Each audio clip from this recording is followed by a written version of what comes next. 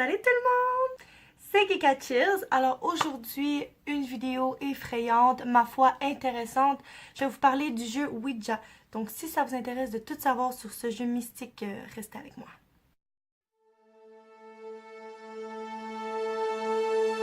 Donc, le jeu Ouija, appelé la planchette Ouija, a été créé en 1891 par la compagnie américaine Kennard Novelty aux États-Unis.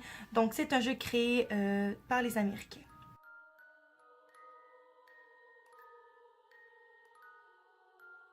On dit que c'est un jeu de société, même si c'est un jeu qui peut être très dangereux parce qu'en fait, ils le vendent dans les magasins de jeux de société. Comme sûrement vous savez, c'est une planche faite de bois. Donc ça date pas d'hier. Une planche de Ouija est conçue de toutes les lettres de l'alphabet ainsi que les chiffres de 1 à 9, incluant le 0. C'est menu aussi d'un triangle en plastique. D'ailleurs, moi, mon jeu, c'était un triangle qui allumait dans le noir, donc fluorescent. En fait, voilà, ça vous sert de guide, donc ça vous sert à ce que les entités puissent communiquer avec vous de façon à ce que vous voyez clairement ce qu'ils veulent vous dire. Donc sur la planche de Ouija, il y a le oui, il y a le non de l'autre côté, il y a le au revoir. D'ailleurs, le au revoir est super important, vous allez le voir au courant de ma vidéo. Ce qui est assez fou en fait, c'est que vous pouvez créer vous-même votre planche, c'est-à-dire que si vous prenez un papier, vous mettez les numéros ainsi que oui, non, et que vous avez un verre en l'envers ou même vous pouvez créer un triangle vous-même en bois ou même en papier, ça peut marcher. C'est ce qui vient que ça fait, bon, qu'on se dit est-ce que c'est réellement vrai, mais en fait c'est pas tant la planche le principal, mais de plus que votre papier, votre planche, votre création soit assez claire pour qu'ils puissent communiquer avec vous. La planche Ouija sert de communication entre les morts et nous.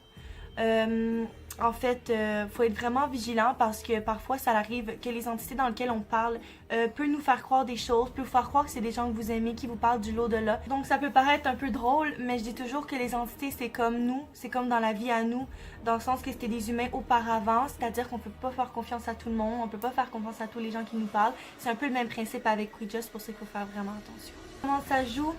Aussi simple, vous êtes un groupe, vous ouvrez des chandelles blanches comme j'ai fait à l'arrière pour montrer un exemple. Vous mettez les chandelles alentour de vous, vous mettez dans un cercle, vous mettez la planche au milieu et chaque participant doit appuyer ses mains doucement sur le triangle. C'est sûr qu'il ne faut pas appuyer tout notre poids, c'est juste de venir frôler le triangle parce qu'en ce moment-là, ça va être peut-être un peu plus dur aux esprits de pouvoir le contrôler, j'imagine. Donc voilà, et vous dites le plus classique, Ouija, es-tu là? Est-ce qu'il y a quelqu'un? Si quelqu'un allé sur le oui. Juste vous dire que le but de cette vidéo-là, c'est pas pour que vous jouez. C'est pas pour vous inciter à le faire, sincèrement. C'est pas des choses qu'on peut vraiment rire de ça. Là. Moi, j'y crois vraiment, vraiment dur comme faire parce que même moi, j'ai joué. Et je vais vous en parler dans la fin de ma vidéo pour vous dire mon opinion. Je vais vous en parler plus clairement.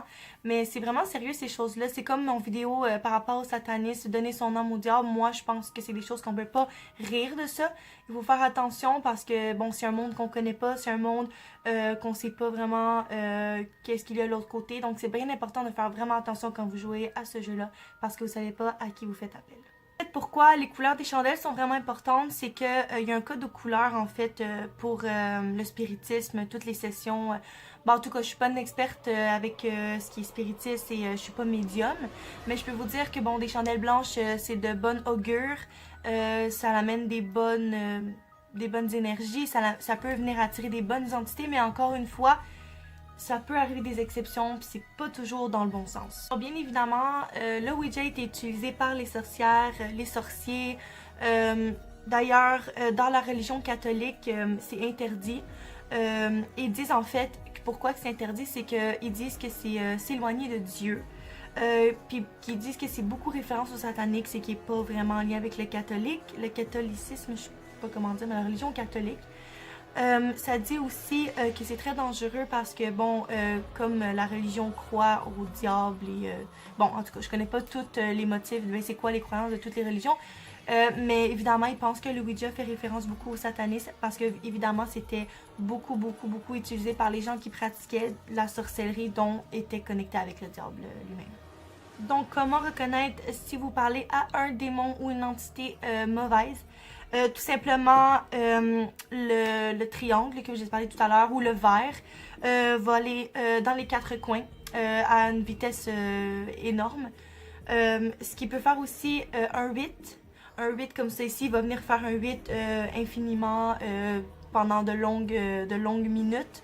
Lorsque j'ai lu ça, ça m'a vraiment fait peur parce que j'ai lu aussi que quand le triangle veut sortir de la planchette, c'est un autre signe d'un démon. En tout cas, moi, quand j'ai joué, j'ai déjà eu une expérience semblable. La planchette est sortie littéralement du carré à une vitesse calme. Mais elle est sortie, elle est juste venue regarder la planche, c'est comme ça, elle est juste venue se déposer en dehors et puis elle est revenue. Est-ce que ça veut dire que c'est un démon? J'espère pas, parce que sinon, sérieusement, je vais pas dormir cette nuit. Mais bon, qui sait, moi en tout cas, j'ai jamais parlé à un démon, à ce que je sache, mais bon, peut-être que oui. Lorsque vous demandez l'âge, il va dire 0. Pourquoi? C'est qu'une entité mauvaise n'a pas d'âge. Si c'est un démon comme ça le prétend, en fait, il est jamais né. Il était un démon quand il était sur Terre. Comment il était? Quand il était dans l'autre monde, il était déjà un démon. Il n'a jamais été un humain. Donc c'est pourquoi il va dire qu'il a 0 âge, parce qu'il n'a logiquement pas d'âge. Alors la partie que j'aime le moins, comme je vous dis dans toutes mes vidéos, je suis une fan du paranormal, c'est l'explication scientifique. Alors, êtes-vous prêts pour entendre ça? Vous allez quand même être choqués, je pense. Je vais vous lire une étude faite par l'équipe scientifique de l'Université de la Colombie-Britannique. Ils ont fait un test. Honnêtement, je trouve ça très, très brillant. Donc, ils ont procédé de 2 façons. La première, ils ont fait comme un jeu télévisé. Vous savez, quand vous demandez à des gens sur le fait c'est quoi la capitale de tel pays, c'est quoi, ils posaient des questions dans ce genre-là. Et les participants ne savaient pas. Il y a beaucoup de questions qui n'étaient pas bien répondues. D'ailleurs, leurs résultats n'étaient pas super très bons.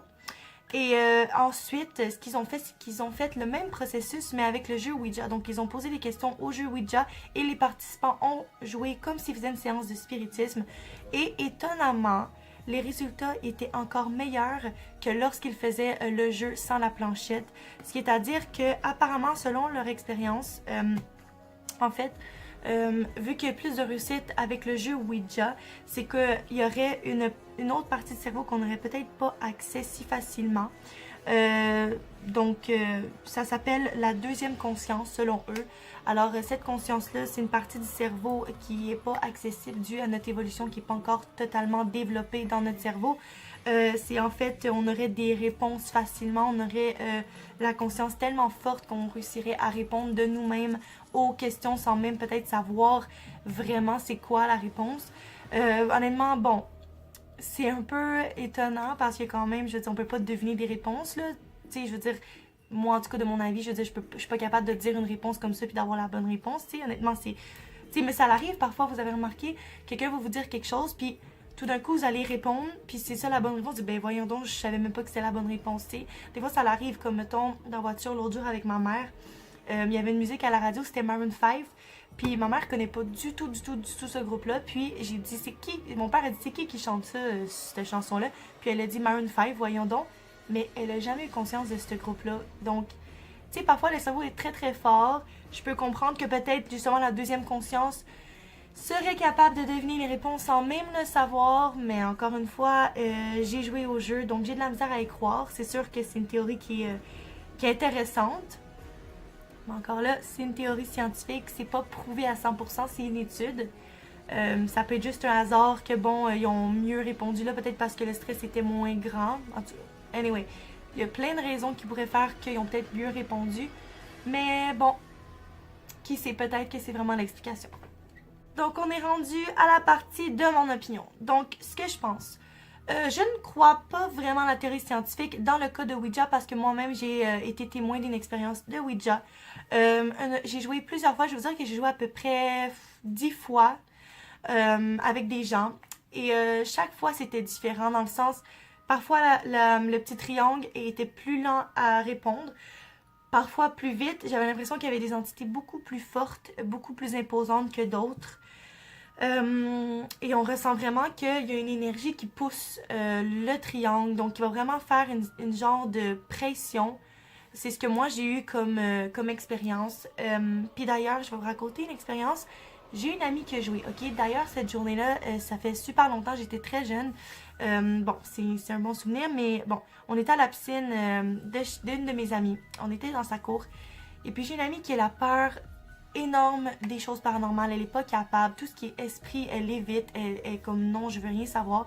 Puis étonnamment, cette journée-là, qu'on a joué dans la cour, elle a dit j'ai envie de jouer, je vais venir avec vous. Donc elle est venue à côté de nous. Et elle a dit qu'avant de décider de venir, elle avait pensé à son grand-père qui était décédé. Et elle s'est dit, et s'il venait dans la planche? Si mon grand-père venait à travers cette planche-là, je devrais peut-être essayer. Donc, on jouait. Et là, tout à coup, on demande c'est qui, comme à l'habitude, es-tu là, qu'il y a quelqu'un qui se dirige vers oui. On dit, bon, c'est quoi, est-ce que vous voulez parler à quelqu'un? Il dit oui. Et puis, on dit, c'est quoi ton nom? Et quand il commence à prononcer son nom, mais mon ami à moi est d'origine polonaise.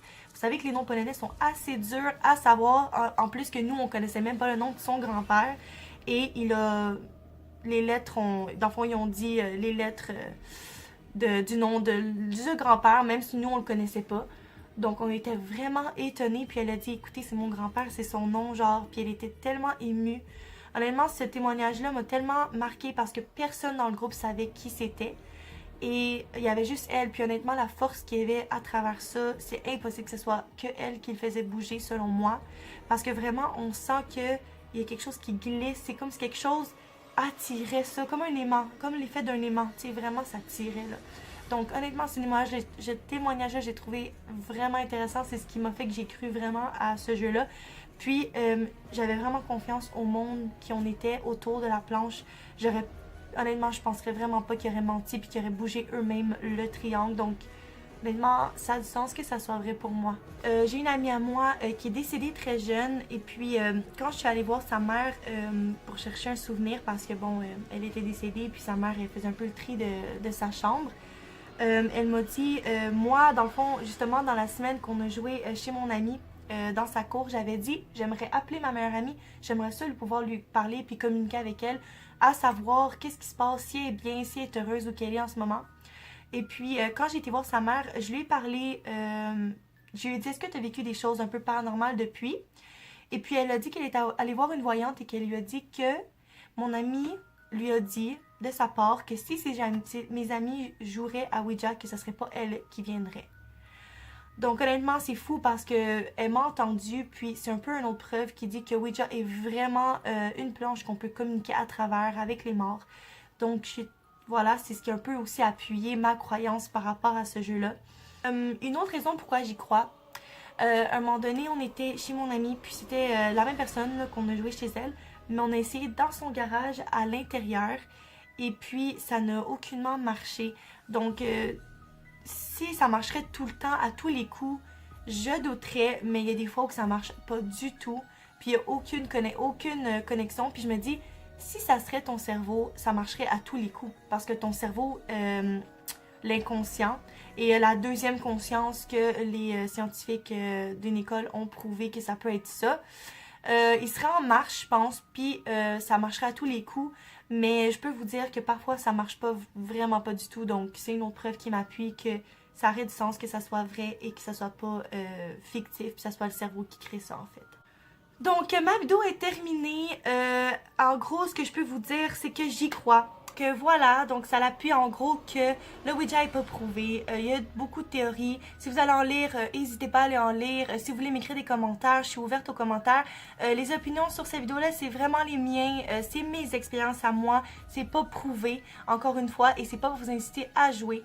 Soyez très vigilants, c'est mon conseil. Donc voilà, si vous avez aimé, n'oubliez pas de mettre un thumbs up, vous abonner à ma chaîne, faire un tour sur mon Instagram. Il est écrit en bas de ma description de vidéo. Alors, on se voit pour une prochaine vidéo et bye! Je vous aime! Soyez prudents!